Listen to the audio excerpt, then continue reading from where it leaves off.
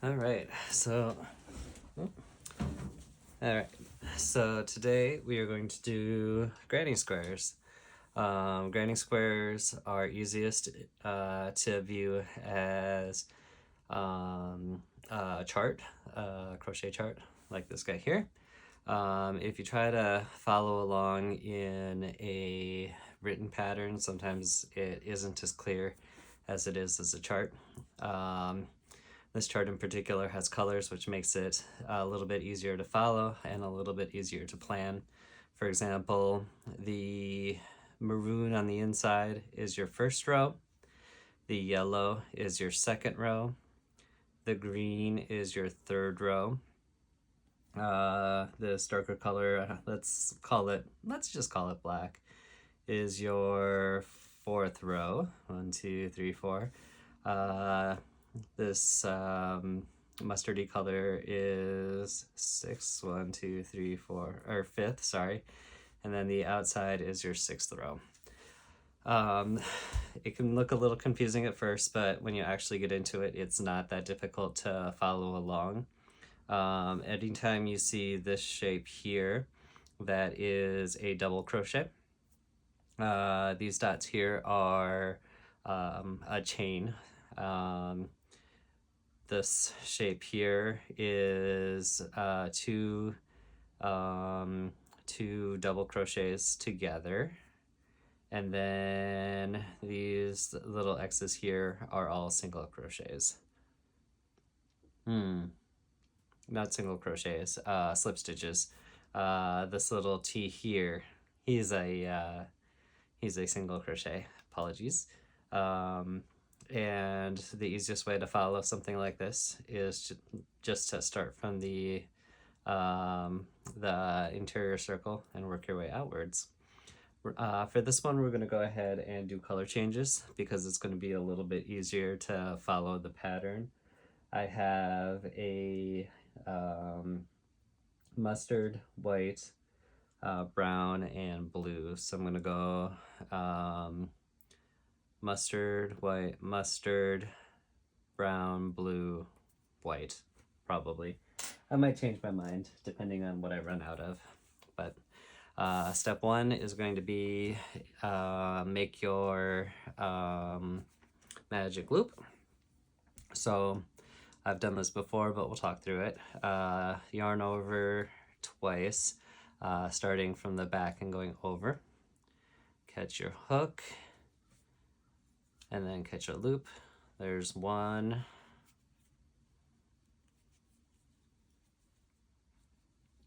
2, 3, and then we are going to do 1, 2, 3, 4, 5, 6, 7, 8, which is pretty common in a granny square because it gives you a horizontal plane, a vertical plane, and then your 2 diagonals, which will help you make your square shape overall.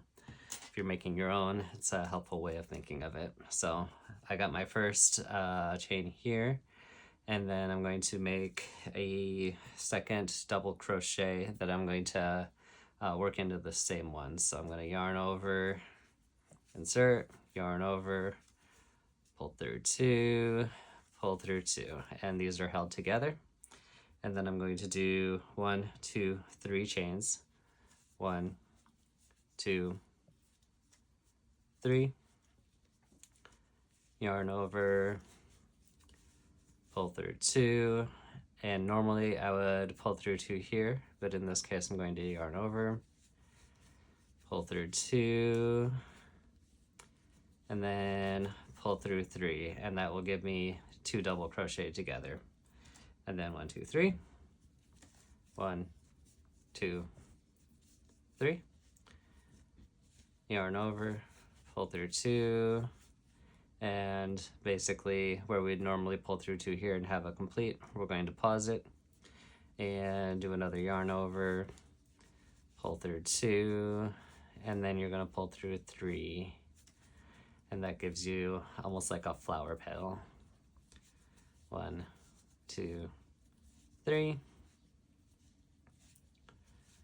yarn over, pull through 2, yarn over, pull through 2, and pull through 3.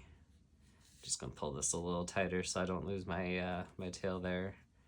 Chain 3,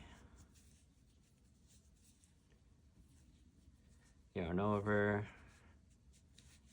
pull through 2, yarn over, pull through 2, pull through 3. So that's 1, 2, 3, 4, 5.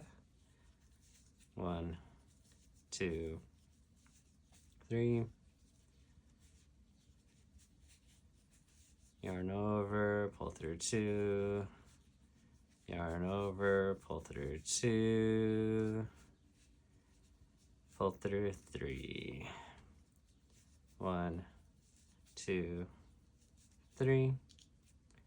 1, 2, 3, 4, 5, 6. Okay. Yarn over, pull through 2, yarn over,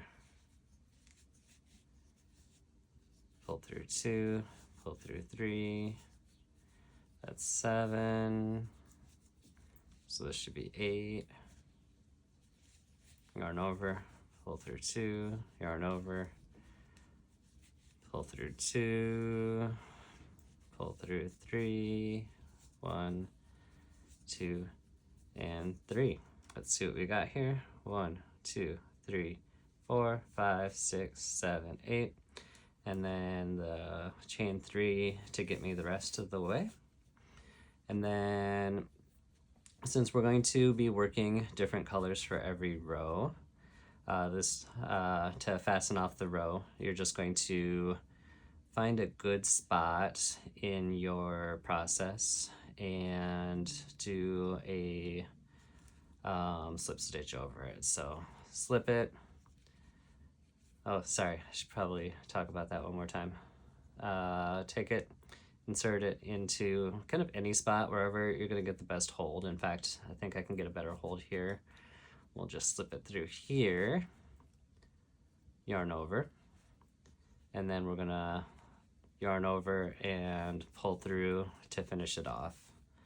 Now this will come undone if you do not eventually go through and weave it in, which we aren't gonna stress ourselves with right now, just for the sake of time, but make sure that at some point in your project you go through and weave that in.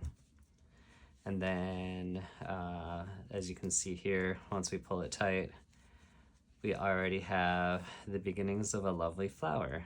2, 4, 6, and 8, and it looks astonishingly like that first row. For the next row, we're gonna go ahead and do a, I'm gonna switch to white, and just make sure that you follow along with how many stitches they want all the way across. So we have 1, 2, well, let's start here. 1, 2, 3, 4, 5, 6, 7, and 8 bunches of 4 double crochets with 1 stitch in between. And it looks like, whoopsie, we're gonna go through this space here to do our 4. So we'll go ahead, start off with our first loop. Kind of a cheats way of doing this is to make 1 loop like that, and then you can do your half double crochet like normal. So here's 1, 2,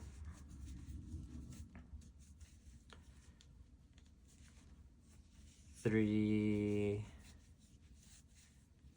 and 4. Move that up to the side with a chain of 1. And we can see that in doing what we've done, we are going to cover up one of the layers, which is going to make these little, we'll call them petals, seem that much more apparent. That can be one of the hard things to think about when you're looking at one of these charts, but after you stare at them long enough, you'll start to see that this is going to be covered by this, these are going to cover these spaces, so just bear that in mind. So here we go, another 4, 1, 2, 3, and 4,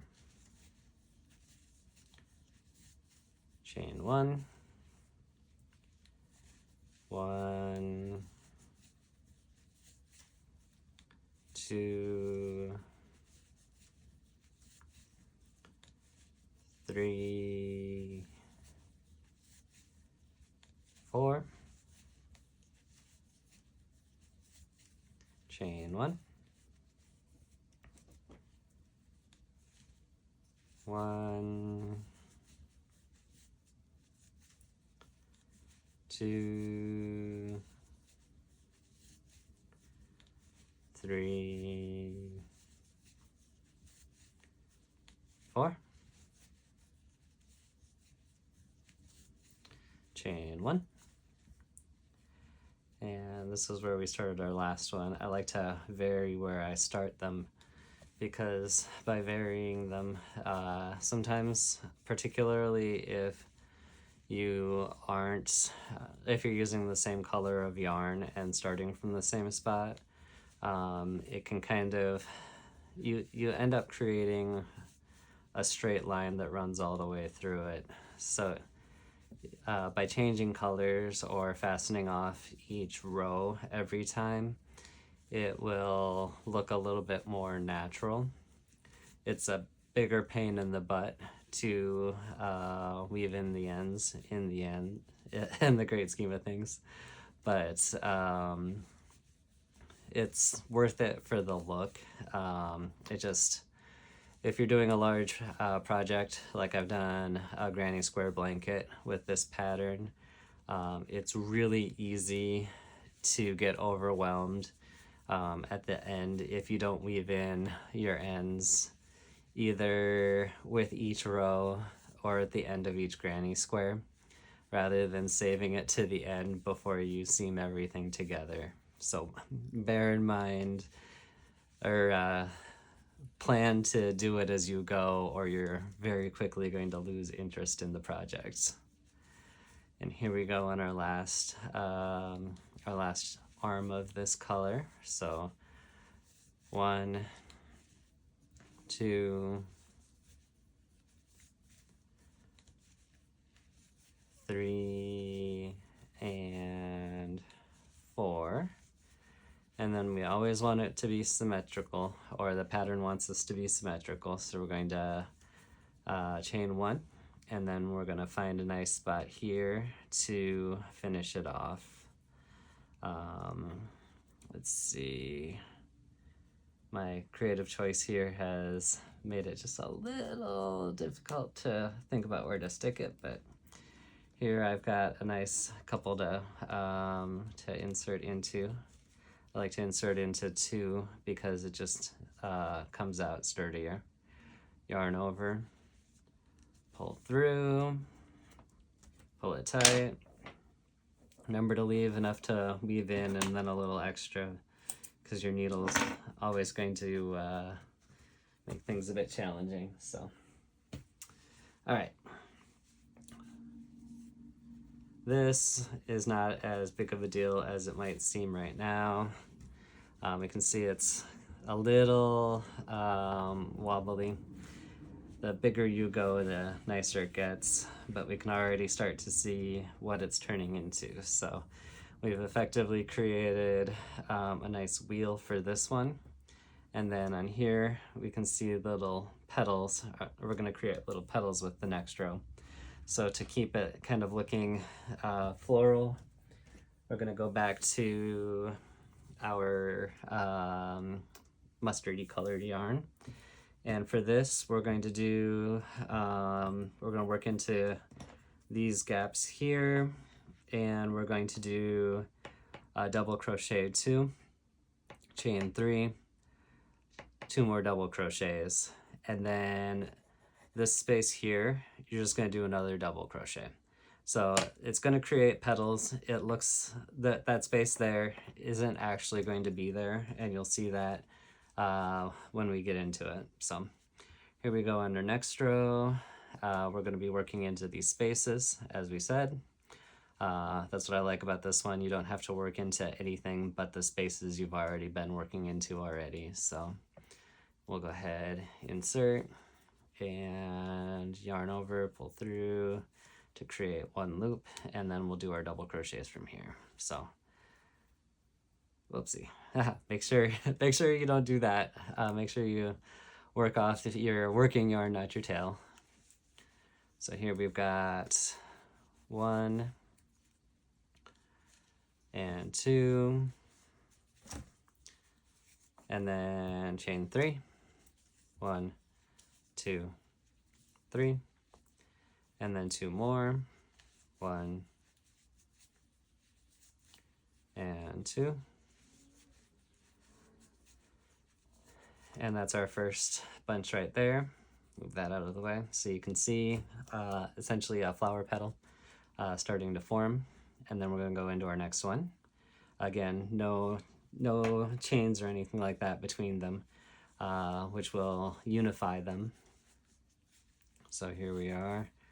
1, 2, 1, 2, 3.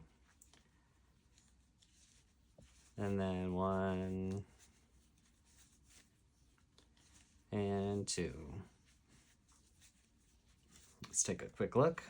So you can see, yes, there's a gap here, but that gap is fairly minimal compared to these pieces here. It's almost creating like an 8-sided star in the great scheme of the pattern, which will be less apparent when we add our next row, which now that I'm looking at it is probably going to be blue, because I think that's going to look, or like a navy, because I think that's going to look super majestic. And then we'll do a brown on the outside to almost create a background. And then we'll do another blue to give it a complete look. So again, when we jump over to the next gap, we're not going to do any spacers, no chain stitches or anything like that to help unify it. Chain 3 in between.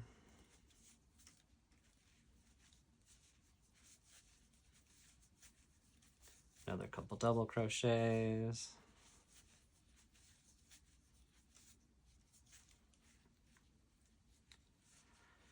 Now, when it comes to granny squares, there's a million patterns online. Some of them are super basic, and they get more complicated from there. Some of them will end up pretty consistent size. Some of them, just because of the size of the stitches, you might use the same yarn and the same crochet hook, and they'll end up double the size. It just kind of depends on the stitches that are called for in the pattern, or how many rows there are. So this one's a nice basic one. I like it for a granny square blanket, because it's an opportunity to work with the interplay between colors. And as long as your background color, this color here, is the same, it'll unify across the whole blanket. Actually, these last 2 colors here, if they're the same, it'll unify across the whole blanket. If you do the very last row in a different color, it's totally fine, but what you'll end up with kind of a funny outline look. And then just make sure that your seam colors, whatever colors you use to put your granny square blanket together, make sure it's the same color as that one. And then if you do make that artistic choice, which I'm totally in support of, you might want to also do an outside border of that same color, just to keep everything looking harmonious. When you do it long enough, you'll get the feel for it for sure. All right, almost there. There we go, 2, 3 in between. Last grouping.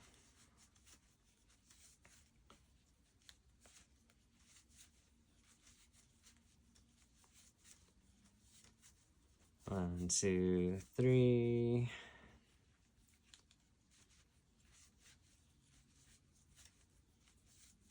One, 2, and then for this one, we want to work into the bottom of our project. So down here, to simulate what we've got going on here. This one for this particular project is gonna look a little wonky. I'll confess, but it's better than any alternative. So we're gonna go in the bottom of here, yarn over, do your closing stitch,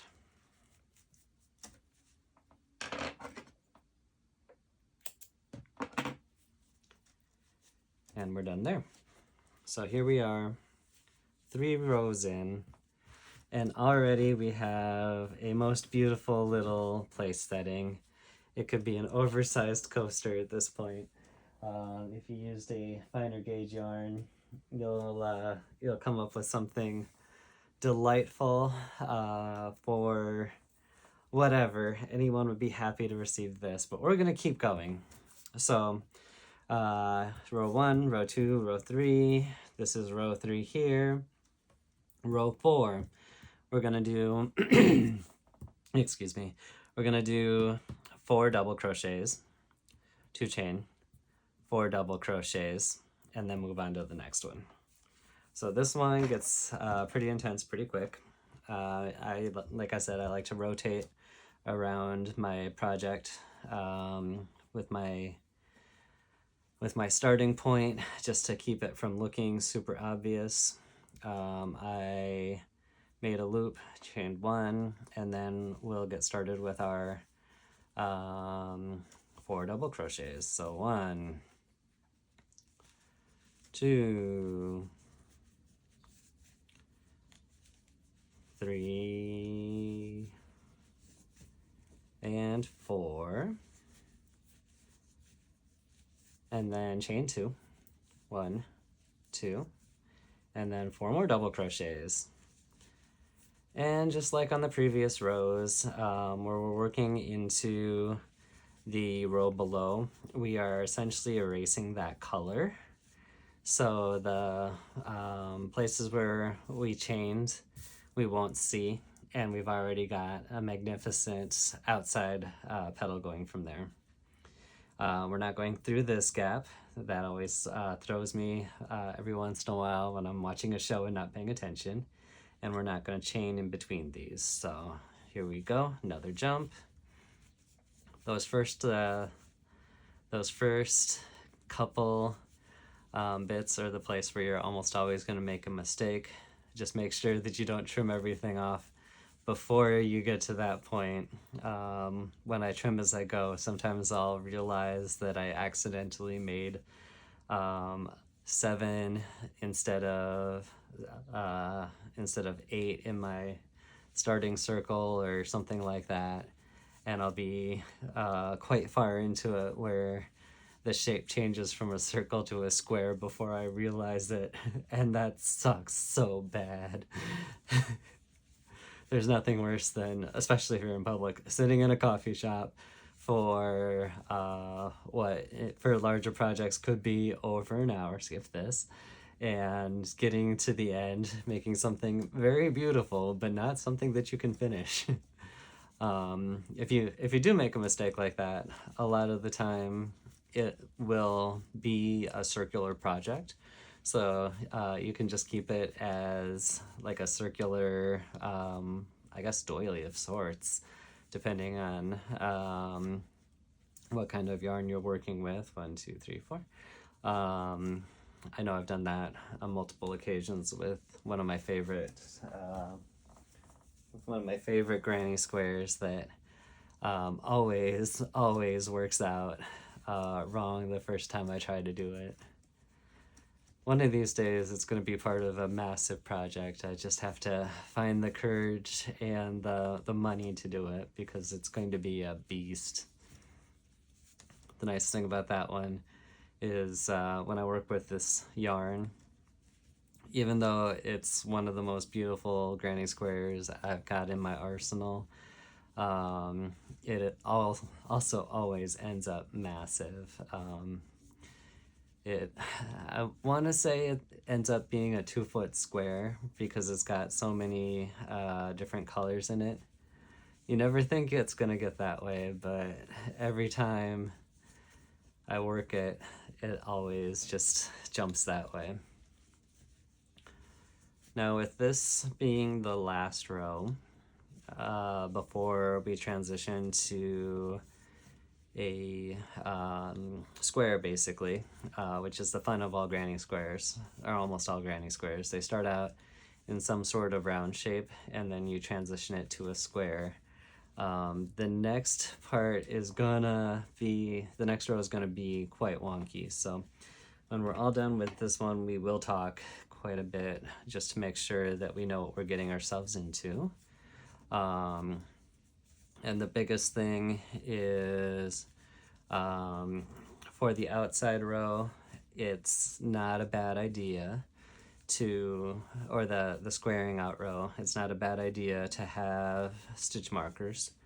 I don't need them for every row, but for the row when you're squaring things off, it's definitely a good idea, so you can keep track of when you're on a side versus a point, in case you need to reference where you're at, or you get lost, or the phone rings, or someone steps on your toe, or any sort of theoretical situation. You just want to be able to know where you're at.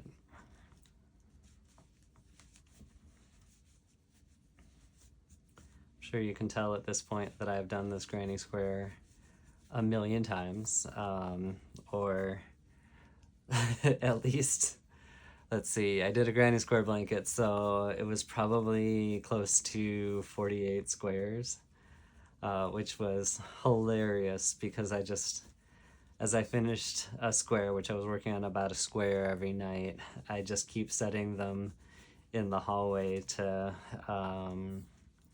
work out what kind of color combinations were working together. I made them basically symmetrical, so for every square that every color palette that I worked with, I made 2 of them, sometimes 4, so that I could have symmetry within my blanket. And so I just kept laying them out in my hallway, almost like a runner, to make sure that everything was working together. I must have looked like a nutter for my husband every day, coming home and just seeing another granny square or 2 just slowly taking over our upstairs. It was a beautiful project, but I don't know that I have it in me to do it again unless I'm in the middle of some sort of mental health crisis where I just need to do semi-complex repeat. maybe this fall. But also understand that with this many loops and knots, these projects can be a bit of a yarn eater, and as such they can be very, very heavy. My granny square blanket, which was large enough for me to hide from my enemies, so probably big full size, small queen size. Ended up probably weighing over 12 pounds, which if it were a weighted blanket would be a nice hefty weighted blanket. Weighted blankets can get up to 20 pounds comfortably, but if you're like me and you keep something else on your bed, you'll feel it. All right, just like the last row, when we finish off, we're gonna have to finish off near the bottom rather than near the top. So instead of going up here, we're gonna work for something down here. Yarn, or loop over, I guess, and then yarn through. Give it a little tuggy. Little extra yarn to weave in later. Pull it tight, and here we go. This color combination always looks amazing together, very regal, very uniform, nice contrast. We essentially have an 8-sided star, 2, 4, 6, 8, 2, 4, 6, 8.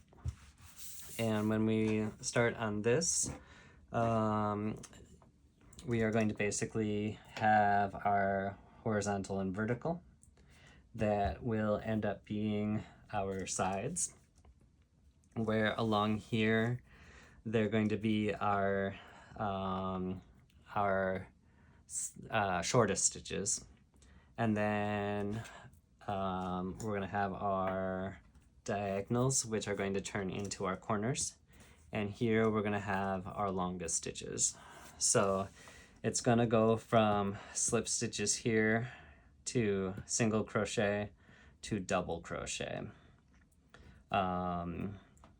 Sometimes you'll see half double crochet. In fact, that's probably what this is, but either way is going to work just fine.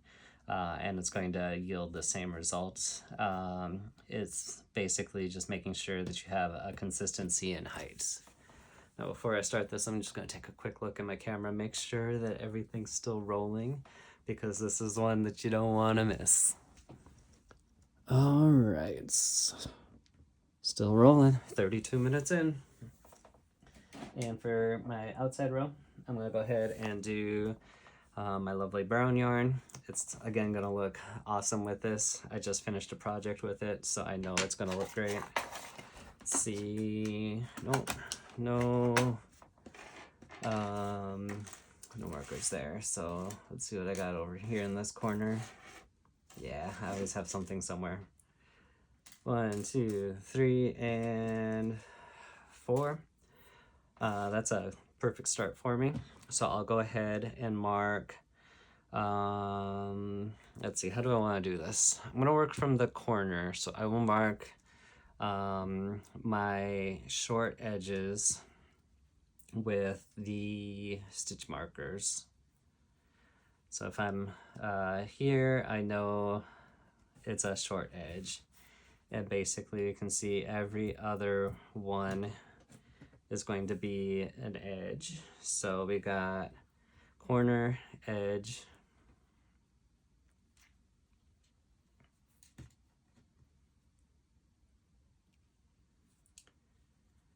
there we go, corner, edge,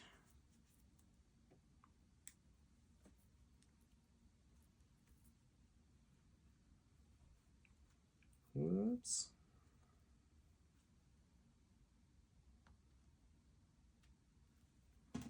corner, edge, and then corner, edge. And the reason why I'm going to start in the corner is because it's going to be easier to work my double crochets in that corner, and then I'll end with double crochets. So essentially I'm going to start off doing this half first. This one is going to be fun. Just do your best to follow along. And here I will be working into actual stitches versus just the corners. So that'll be a little tricky for a first timer, but we'll do our best. So just like before, we'll make our little loop and then start working from there. Actually, I did that backwards from the way I normally, it'll work. Okay, so, come on, little guy. So 3 triple crochets, or double crochets, 2 and 3. There's the start of our corner, and then 3 chains, 1, 2, 3. In that same little corner here, we have 1, 2, and 3.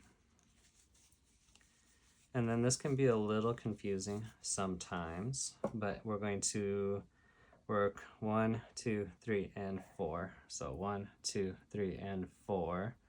And then the next, well,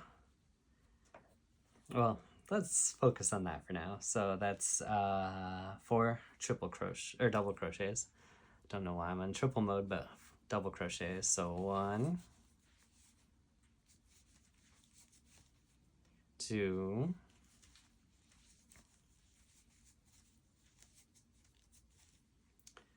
3, and then in this gap here will be number 4. You could go underneath the gap. In fact, what the hey, let's go underneath the gap. That'll give it a nice, more crisp look, like that. And then right here, we're gonna do let's do a single crochet here. So this gap here is gonna end up with 1. So we'll skip this one and do a single crochet here. Never do single crochets. And then here we'll do a chain like that. And then another chain like that. And that puts us right here in the gap from the previous one, right on the edge. And then here we have another chain, so chain 3, double or single crochet, and then we're back over working our way through this. So let's see, we skip this one, and then we're gonna, this can be a little confusing sometimes too. We're gonna skip that one and work down into the gap. And then we will have 1, 2, 3 more double crochets.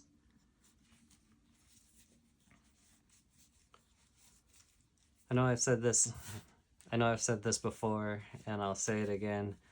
For the most part, it doesn't matter where you stick your needle or hook when you're working, as long as you get the desired result. So we can already see here with my choices of making slip stitches across here instead of single crochets, it does have a different look, but that will even out when we go through and make our outside loops. So it is squaring off nicely here. It is flat here.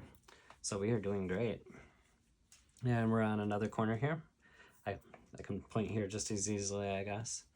So 3 more double crochets. 2,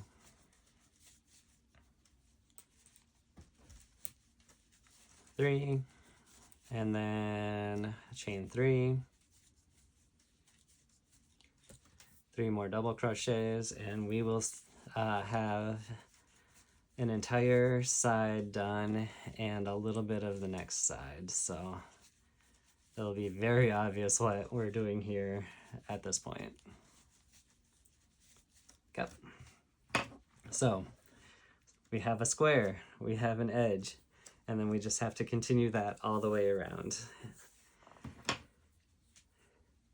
And just like before, we're basically at this point, so it's going to be 1, 2,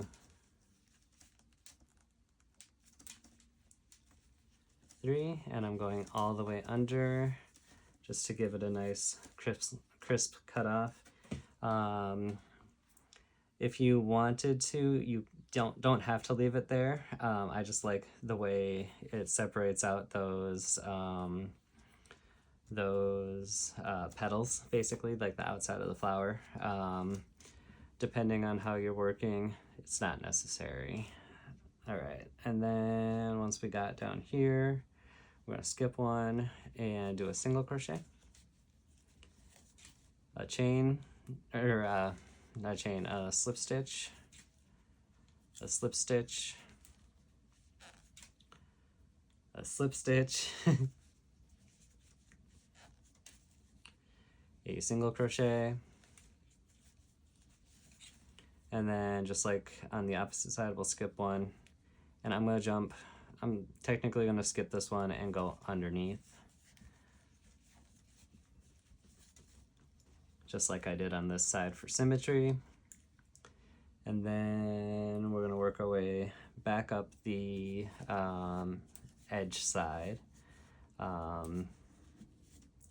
don't have a stitch marker there, so I know that this is where I need to work up. 2 and 3.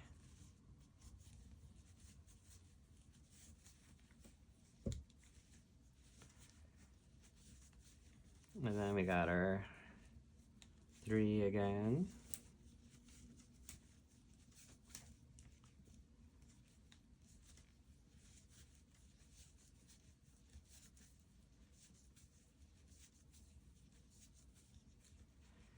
And here we go, our outer 3. So essentially I am at the halfway points. I have 3 corners done. That last one is a part of a corner because we basically will end up finishing the other side on the flip side. So here we are, 1, 2, 1, 2, and 3.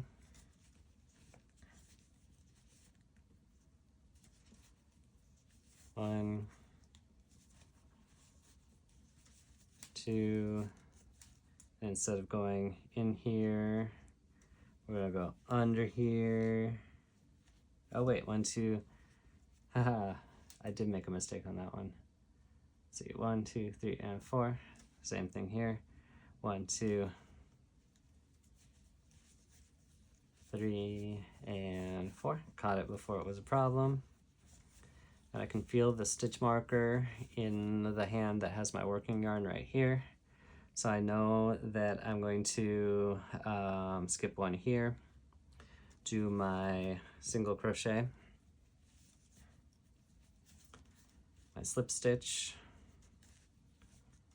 so yarn over, pull through, another slip stitch, yarn over, pull through, another slip stitch, yarn over, pull through, and then my single crochet, yarn over, pull through, so I have 2 loops.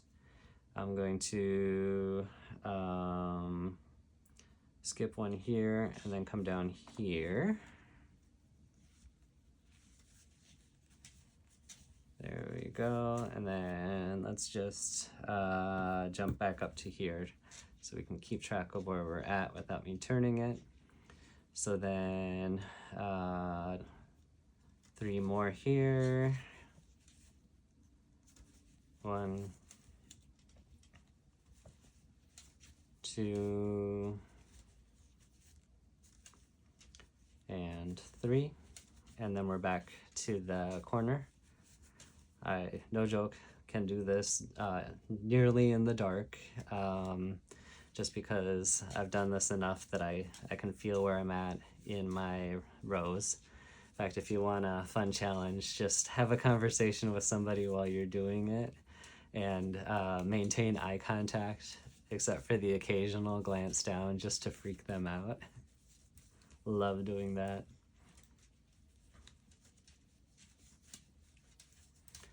And then we did our chain 3. We're on the flip side and coming in for a landing on our outside row.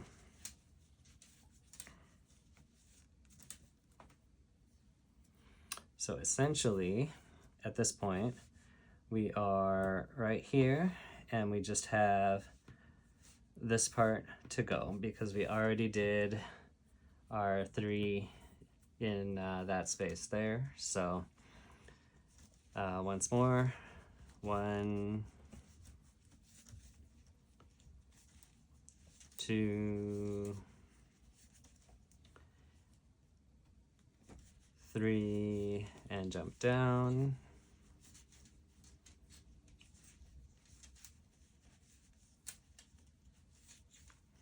Skip 1, single crochet, slip stitch, slip stitch, insert your hook, pull up a loop, pull through the loop, slip stitch, insert your hook, pull up a loop, pull through the loop, and then single crochet, insert, yarn over, pull through 2, and then a gap, a jump, and then we're going to work through our last 3 loops here. So 1,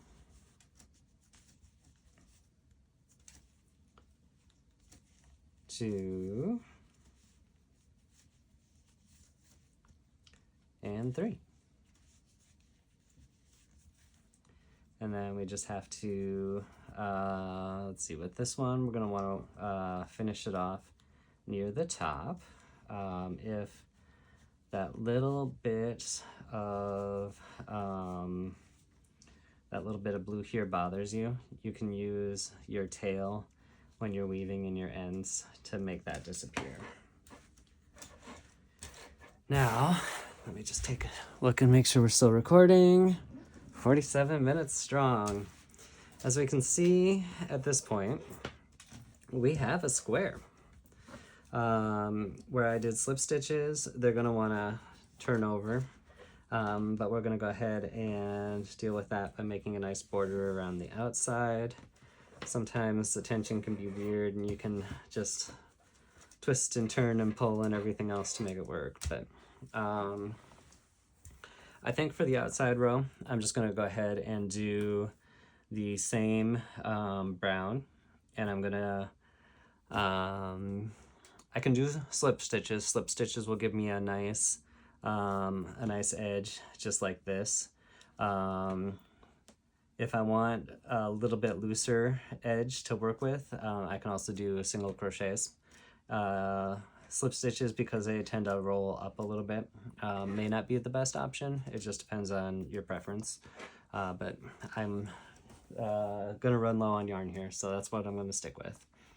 Now, as you see here, this last slip stitch that I did to bind off this row can also be my my first loop. So in this case, if I could do this to start off each one of these, but it becomes obvious if you do it too much. So it's not going to be as obvious on my last row, so I'm just going to roll with it.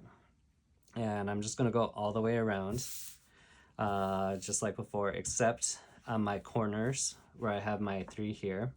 I'm going to do a slip stitch, a chain, and then a slip stitch, which is going to make my edge nice and pointy. So at this point, I don't really have that much to say, so you're just going to be stuck with nice boring me. Actually, you know, scratch what I said about doing slip stitches all the way around. That's a pain in the butt. I'm going to do a single crochet. So we're going to insert, yarn over, pull through 2, yarn over, pull through 2. Slip stitches can be a bit of a pain in the butt to do, and I don't want to bore myself with them, so I'm just not. And where you have these lower loops, you can work into them. Where you don't have them, don't stress about it. You're just trying to just make sure you're consistent all the way across your project. So if you do decide to join them, you end up with consistency all the way across. I had I've had it where I've done some of my projects and I got a little hung up at the starting point and treated it different every single time because I was learning. And some of them I treated the starting point correctly and some of them I did not. And it really made for some thinking at the end of my project when I got to my corners and it wasn't what I was expecting. So yeah, it looks like this pattern probably wanted me to do single crochets and half double crochets. Single crochets for the X, half double crochets for the T, and then double crochets after that. It's giving me a little resistance, but we're working through. I can never remember what all the symbols mean either. Most projects will tell you, and if they don't tell you, if it's not going according to plan, then chances are you just guessed wrong, and that's okay. Crochet is kind of some way the wild wild west. You know, as long as you follow most of the rules, you'll be fine. There are some rules that you can't break, but for the most part, if you've made it this far, you already understand what those rules are, and no one's going to be mad if you break some of them. And if you do find that it's not going according to plan, just try again. This is what I call a recovery hobby. So if you've been struggling through difficult parts of life, this is a kind of hobby that really has no hard and fast rules when it comes to the process. If you're knitting and you don't go through all the motions correctly, you will eventually end up with a tangled mess. But with crochet, just like the metaphor of any recovery is one day at a time. So if you screw something up, it's one stitch, and you can pull that one stitch out and try again, or you can power through and keep trying to figure it out. It's 100% up to you, but whatever you do is probably going to work out in the end. And if it doesn't, just try again. I mean, it's in the great scheme of things, just a bunch of knots, glorified knots. So it's nothing to stress out about. Whoops. You can hide your results. It's not like a life-changing investment or anything like that where it will destroy your family from that one poor decision. It's just you and your hook and your skeins of yarn. When it works out, though, whew, is it ever beautiful. The positive reinforcement that I have received in the past couple of years has been primarily from crochet. You know, just chilling out in my office space, watching YouTube, working through projects and patterns, just working on the repeat, going through the motions, has been amazing for my mental health, or when I've been struggling with my mental health, helping me kind of snap out of it. Come on, little guy. There we go. Because unlike, say, painting in the great scheme of things, as immediate as it is, it does take a little bit of work. You have to set up, you have to clean up, there is a smell. You can, with yarn, you can take it anywhere. You can be sitting at a bus stop and working. I've gone for miles long walks with my crochet and knitting projects, and I've been able to work as I go and have conversations. Or for me, it's a coffee shop activity as well. There we go. Remember when you're at the corners, chain 1. There we go, getting there. When you're at the coffee shop, you can bring it with you. I've done it on break, at work, you name it. It's, if you are a crochet artist or a knitter, you're never bored. I mean, I could fit this, I could fit a ball of yarn and a crochet hook in my fanny pack, no problem at all, and next thing I know, I'll end up with a market bag, just with a little bit of patience. I mean, it's that portable. Heck, in some cases it's even more portable than books. About the only other hobby that you can take with you anywhere. It's more productive than Candy Crush, that's for sure. I think I'm getting close. Yeah, here we go. This is my spot. Haha, my little dangly hook. Which is good, because I'm running out of things to talk about. I'm not good with this whole silence thing. Now, just because you finish this part, the outer row, you can keep going infinitely like this, or change up the thickness of your stitches if you want to change it to a like half double crochet or double crochet, and just bulk it out for your project. You can also do that, and once it's square, there, you know, the sky's the limit. Anyone can work with a square, turn it into a rectangle. You know, this might just be a corner of like the top corner of your project, and then from there you just keep going however you want to work it out. Now, here is my slip stitch to end my previous row. To end this one, we're just going to do exactly the same. So we're going to make a crochet, and then we'll do our slip stitch to finish it off. We'll go ahead and snip it, and there we have it.